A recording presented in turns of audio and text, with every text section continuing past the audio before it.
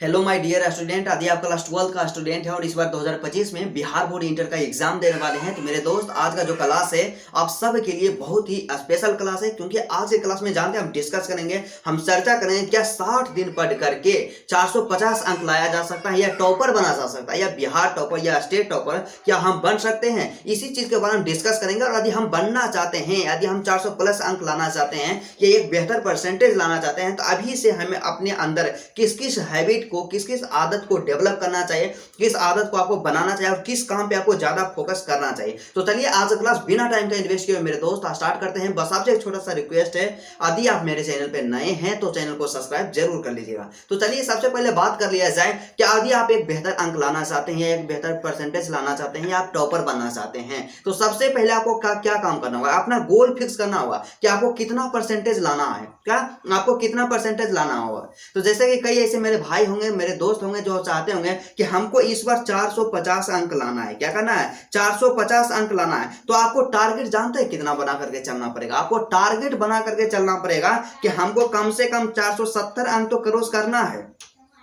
क्या है कि 470 अंक क्रॉस करना है। इस तरह से आप टारगेट बड़ा बनाइएगा ना, तो 470 तो नहीं लेकिन 440 से 50 अंक जरूर आप लोग स्कोर कर पाइएगा। तो यहाँ पे बात आता है कि हम तो अपना गोल फिक्स कर लिए, और उसके बाद दूसरा चीज यहाँ पे क्या होता है कि आपको अपने ऊपर कॉन्फिडेंस होना चाहिए, आपके अपने ऊपर विश्वास होना चाहिए। क्योंकि कई ऐसे मेरे भाई थे हमेशा कॉमेंट कर रहे थे, भैया क्या है कि मेरा सिलेबस तो पूरा कंप्लीट है लेकिन फिर भी अंदर से कॉन्फिडेंस जो है बिल्कुल ही कम है, और डर लग रहा है कि हमारा एग्जाम में एक बेहतर परसेंटेज आएगा कि नहीं आएगा, कि एक नॉर्मल परसेंटेज रह जाएगा। तो सबसे ज्यादा जरूरी है कि आपका कॉन्फिडेंस आपके अंदर होना चाहिए, क्योंकि जब तक कॉन्फिडेंस आपके ऊपर नहीं रहेगा तो एग्जाम में आप जाइएगा नहीं एग्जाम देने के लिए, तो जो क्वेश्चंस याद भी रहेगा वो पूरा आप भूल जाइएगा। इसलिए कॉन्फिडेंट का होना बहुत ही जरूरी है। तो सबसे ज्यादा जरूरी यहाँ पे दो चीज बता दें। सबसे पहले अपना गोल सेट करना है, उसके बाद अपने अंदर कॉन्फिडेंस को डेवलप करना है, और उसके बाद तीसरा सबसे ज्यादा मोस्ट इंपोर्टेंट और सबसे ज्यादा जरूरी चीज होता है मेरे दोस्त, मेरे भाई, कि क्या करते हैं आप लोग गलती कि आपको जो सब्जेक्ट पढ़ने में इंटरेस्ट लगता है ना, जो सब्जेक्ट में आनंद लगता है, जो सब्जेक्ट आपको आसान लगता है, उसी सब्जेक्ट को आप सिर्फ पढ़ते रहते हैं। क्योंकि कई ऐसे मेरे भाई हैं जो क्या करते हैं, उनको मैथ पढ़ने में अच्छा लग रहा है तो पूरा दिन भर वो मैथे पढ़ेंगे, केमिस्ट्री पढ़ने में अच्छा लग रहा है तो पूरा केमिस्ट्री पढ़ेंगे। और कई ऐसे मेरे भाई होते हैं, जानते हैं क्या बोलते हैं कि हिंदी इंग्लिश में हमको कोई दिक्कत नहीं होने वाला है, हिंदी है तो खास करके हिंदी के बारे में ही बोलते हैं कि हिंदी इतना सब्जेक्ट है, उसमें पढ़ा जाता है, उसमें तो ऐसो हम 80 प्लस स्कोर कर देंगे। लेकिन जानते हैं ये सबसे बड़ा गलती है। यदि आप बेहतर बनना चाहते हैं, एक बेहतर परसेंटेज लाना चाहते हैं, तो आपको सभी सब्जेक्ट को कॉमन लेकर के चलना होगा। क्योंकि आप जानते हैं सभी सब्जेक्ट 100 अंक का होता है, और जो ओवरऑल जो आपका परसेंटेज बनेगा सभी सब्जेक्ट को मिला करके बनेगा। यदि मान लिया जाए आपका मैथ में आप 100 आउट ऑफ 100 स्कोर कर दिए, फिजिक्स में 95 स्कोर कर दिए, केमिस्ट्री में 95 स्कोर कर दिए, और पता चला कि आपका हिंदी और इंग्लिश में आपका 70 अंक आकर के रह गया, या 60 अंक आकर के रह जाएगा, तो आपका क्या होगा, ओवरऑल जो परसेंटेज होगा बिल्कुल ही कम हो जाएगा। तो कहने का मतलब सीधा से यहाँ पे यही है कि आपको क्या करना होगा, सभी सब्जेक्ट पे आपको बराबर फोकस करना होगा और अपना गोल बनाना होगा कि हिंदी में हमको 95 स्कोर करना है, या कई ऐसे स्टूडेंट होंगे उनको लगेगा कि हिंदी में हमको 85 स्कोर करना है। इस तरह से अपना टारगेट बनाना है, अपना टारगेट फिक्स करना है, और सभी सब्जेक्ट के ऊपर आपको बराबर काम करना है। ठीक है। और दूसरा काम यहाँ पे क्या होता है कि आपको ऑब्जेक्टिव और सब्जेक्टिव दोनों पे ध्यान देना होगा, और ज्यादा आपको क्या करना होगा, ऑब्जेक्टिव पे ज्यादा आपको फोकस करना होगा। क्योंकि क्या होता है कि जब तक ऑब्जेक्टिव स्ट्रॉन्ग नहीं रहेगा तब तक आप एक बेहतर स्कोर नहीं कर सकते हैं। ठीक है। तो चलिए उसके बाद अगला जो चौथा जो सबसे मोस्ट जरूरी और सबसे मोस्ट इंपॉर्टेंट चीज होता है माय डियर स्टूडेंट, कि रिवीजन। क्या रिवीजन होता है कि आप लोग रिवीजन ही नहीं करते हैं। आपको रिवीजन करने में मतलब क्या होता है, आप लोग कराते रहते हैं कि रिवीजन क्या करना है, एक बार याद कर लिए तो 100% हम कंफर्म है एग्जाम में जाएंगे और गर्दा उड़ा देंगे। लेकिन यही सबसे ज्यादा जरूरी होता है कि जब आप रिवीजन नहीं कीजिएगा ना, तो आप जो क्वेश्चंस पहले याद किए हैं क्वेश्चन को आप भूलते जाइएगा, और रिवीजन जो होता है सबसे ज्यादा जरूरी होता है। बात आता है कि आपको रिवीजन क्या हो, आपको रिवीजन डेली बेसिस पे करना चाहिए। प्रत्येक दिन आप प्रत्येक सब्जेक्ट के ऊपर आधा घंटा का समय आप तो जरूर दीजिए रिवीजन के लिए। लेकिन मेरा ऐसा मानना है कि यदि आपके पास 5 सब्जेक्ट है, क्योंकि हर एक स्टूडेंट के पास 5 ही सब्जेक्ट रहता है, तो एक घंटा का एक दिन में आप लोग रिवीजन जरूर कीजिए। आप नया चीज नहीं नहीं पढ़ी है, लेकिन रिवीजन आपको जरूर करना है। क्या रिवीजन आपको जरूर करना है डेली बेसिस पे। और दूसरा यहाँ पे क्या होता है बात कि आपको सप्ताह में जो देखिए सप्ताह में आपको क्या करना होगा, 2 दिन का समय निकालना चाहिए। एक ब्रिलियंट स्टूडेंट क्या करता है कि सप्ताह में 2 दिन का समय निकालते हैं, और 2 दिन का समय क्या है कि आपका शनिवार और रविवार 2 दिन आप सिर्फ नया चीज कुछ भी नहीं पढ़िए, जो आप पूरा सप्ताह पढ़े ना उसी को रिवीजन करिए। और आप लोग चैप्टर वाइज रिवीजन कीजिए, ये नहीं कि कहीं से मतलब उठा लिए और रिवीजन करना स्टार्ट कर दिए। पूरा मान लीजिए आपका फिजिक्स है तो फिजिक्स का पहला चैप्टर है वैद्युत आवेश तथा क्षेत्र, तो आज वैद्युत आवेश तथा क्षेत्र का रिवीजन कर लिए। फिर अगला दिन आया तो अगला दिन दूसरा चैप्टर का रिवीजन कर लिए। उसी तरह से आपका हिंदी है तो हिंदी में आपको क्या करना चाहिए कि हमारा जो मतलब यहाँ पे पहला चैप्टर है तो पहला चैप्टर का ऑब्जेक्टिव रिवीजन करना है, दूसरा का चैप्टर का ऑब्जेक्टिव रिवीजन करना है। इस तरह से प्रत्येक सब्जेक्ट का आप क्या कीजिए, एक अपना टारगेट बना लीजिए कि आज जो है ना हमें इस सब्जेक्ट में इस चीज का रिवीजन करना चाहिए। आपके पास फिक्स होना चाहिए, ये नहीं कि आप रिवीजन करने बैठ गए आपको पता ही नहीं चल रहा, आप खोज रहे हैं कि हमको कौन रिवीजन करना है, कौन चीज आज नहीं याद है, कौन नहीं याद है। तो आपको इस तरह से काम नहीं करना। आपको रात में सोने से पहले अपना टारगेट बना लेना है अगले दिन का कि अगला दिन हमको क्या क्या पढ़ना है, किस चैप्टर में किस चैप्टर का रिवीजन करना है, किस चैप्टर में किस टॉपिक का रिवीजन करना है। यहां तक इतना भी आपको टारगेट बना लेना है। और इस तरह से जानते हैं आप मार्केट में जाइए, इस तरह से एक नोटबुक ले लीजिए छोटा सा, और इसमें डेली बेसिस पे अपना टारगेट बनाइए। और जब आपका टारगेट फिक्स रहेगा, आपका डायरेक्शन फिक्स रहेगा कि हमको इतना चीज रिवीजन करना है, तो आप अपना काम पे फोकस कीजिएगा। और जब तक आपका टारगेट खत्म नहीं होता तब तक आपको नहीं सोना है, चाहे उसके लिए 12 बज जाए, 2 बज जाए, चाहे 4 बज जाए, अपना टारगेट खत्म करके ही सोना है। ठीक है, तो चलिए रिवीजन हो गया। उसके बाद सबसे ज्यादा जरूरी होता है कि कई ऐसे स्टूडेंट होते हैं कि जो अपना हैंड राइटिंग पे ध्यान ही नहीं देते हैं। उनको लगता है जानते हैं कि एग्जाम में जाएंगे पूरा हमको याद है एकदम, वो क्या होता है उनको पूरा याद रहेगा, रिवीजन भी उनका पूरा कंप्लीट रहेगा, मतलब 100% पूरा कंप्लीट है। लेकिन क्या होता है कि एग्जाम में वे जाते हैं तो लिख ही नहीं पाते हैं।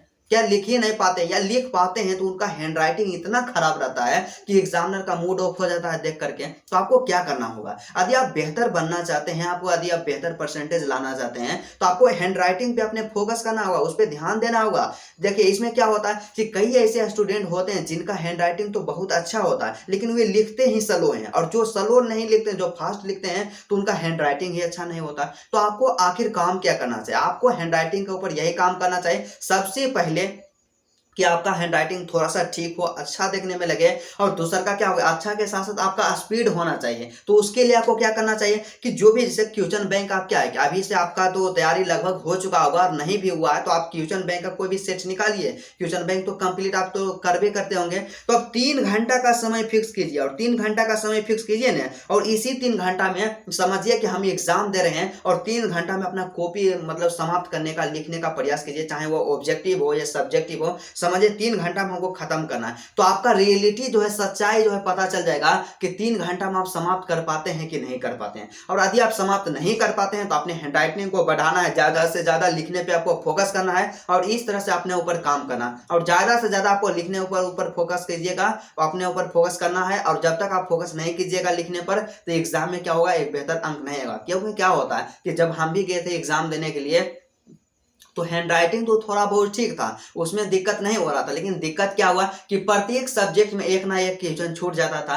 तो इसका वजह क्या था कि स्पीड ही नहीं था। तो यहाँ पे यही आता है मेरे दोस्त कि जब आप क्वेश्चन अटेम्प्ट पूरा नहीं कीजिएगा तो आप टॉपर कैसे बनिएगा, या आपका एक बेहतर परसेंटेज कैसे आएगा। तो आपका टारगेट यही रखना है कि आपका स्पीड भी मेंटेनेंस होना चाहिए और अच्छा हैंड राइटिंग भी होना चाहिए। ठीक हो, ठीक है, तो इतना चीज पे आपको ध्यान देना चाहिए। और अभी का समय जो है, कई ऐसे स्टूडेंट होते हैं कि हम बोल दिए कि आपको पूरा डेडिकेशन और जुनून के साथ पढ़ना है, तो हम पढ़ने पर स्टार्ट कर देंगे और खाना पीना पे ध्यान नहीं देंगे। तो इसलिए आपसे रिक्वेस्ट है, अपना हेल्थ पे भी आप फोकस कीजिए, डेली बेसिस पे एक्सरसाइज कीजिए, ताकि आपका मेंटली तौर पे आप भी ठीक रहिए और फिजिकली तौर पे भी आप ठीक रहिए। मतलब खाना पीना पे ध्यान देना, एक्सरसाइज करना, योगा करना। और आपको जानता है एक चीज और सबसे ज्यादा खतरनाक चीज क्या है कि जब भी आप याद करने के लिए बैठिए ना, सुबह में तो आपको दिक्कत नहीं होगा, दोपहर या शाम या जब भी आप याद करते हैं, तो याद करने से पहले 10 मिनट आप थोड़ा सा मेडिटेशन कर लीजिए, योगा की कर लीजिए। उससे क्या होगा कि आपका दिमाग रिफ्रेश हो जाएगा, और जब भी कोई चीज को आप याद कीजिएगा उस टाइम में, तो आपको पूरा है कम समय में आप लोग ज्यादा चीज याद करने का प्रयास मतलब याद हो ही जाएगा।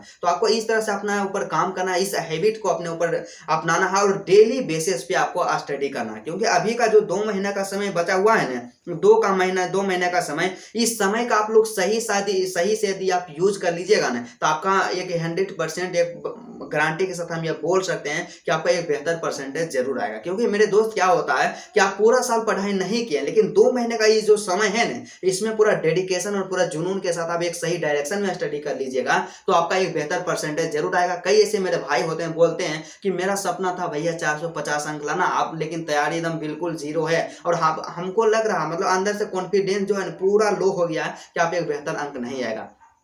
तो देखिए यहाँ पे जो आप टाइम इन्वेस्ट किए हो तो करवे किए, लेकिन अच्छा बात यह भी है ना कि अभी से भी आपके पास 2 महीने का समय है, तो इस 2 महीना में एकदम पूरा डेडिकेशन और जुनून के साथ पढ़िए कि बेहतर परसेंटेज जरूर आएगा। और आपको पता होना चाहिए कि जो भी टॉपर होता है उसका क्या होता है कि 2 से 3 महीना वो बढ़िया से पढ़ते हैं, और वही 2 से 3 महीना उसके परसेंटेज को बढ़ाता है, इंक्रीज करता है। तो आपसे यही रिक्वेस्ट है कि आप रेगुलर बेसिस पे स्टडी कीजिए, अपना टारगेट बना के स्टडी कीजिए, और आपको किसी भी सब्जेक्ट में किसी भी प्रकार का दिक्कत होता है, प्रॉब्लम होता है, तो आप कमेंट कीजिए, आपका भाई आपके साथ है, आपको किसी भी प्रकार का कोई भी दिक्कत नहीं होने देंगे। और आप लोग जानवे करते हैं कि डेली बेसिस पे अभी मिशन टॉपर नाम का सीरीज चल रहा है, जिसमें हम क्या कर रहे हैं कि सभी सब्जेक्ट के वीवीआई गेस क्वेश्चन करवा रहे हैं, और उसके बाद क्वेश्चन तो आपको बताई भी करेंगे कि सभी सब्जेक्ट का जो वीवीआई गेस क्वेश्चन है, और उसके साथ ही साथ फ्री में आपको पीडीएफ नोट्स दे रहे हैं, तो पीडीएफ नोट्स भी आपको दे रहे हैं। तो आपको क्या करना होगा कि सिर्फ पीडीएफ नोट्स वहां पे निकालिए, अपने क्वेश्चन में टिक करते जाइए अपना नोट्स में कि ये क्वेश्चन यहाँ से कंप्लीट है, ये क्वेश्चन कंप्लीट नहीं है, और आपको लगता है कि मेरा तैयारी कुछ भी नहीं है, तो सिर्फ आप नोट्स वहां से आप ले लीजिए और उस नोट्स को प्रिंट आउट करवा लीजिए, और उसको सिर्फ आप रट जाइए, एग्जाम में एक बेहतर अंक जरूर आएगा। और आप लोग डेली बेसिस पे क्लासेस जरूर करते रहिए। तो चलिए आज की क्लास यहीं तक रहता है, फिर आपसे मिलते हैं नेक्स्ट वीडियो में आप नेक्स्ट टॉपिक के साथ।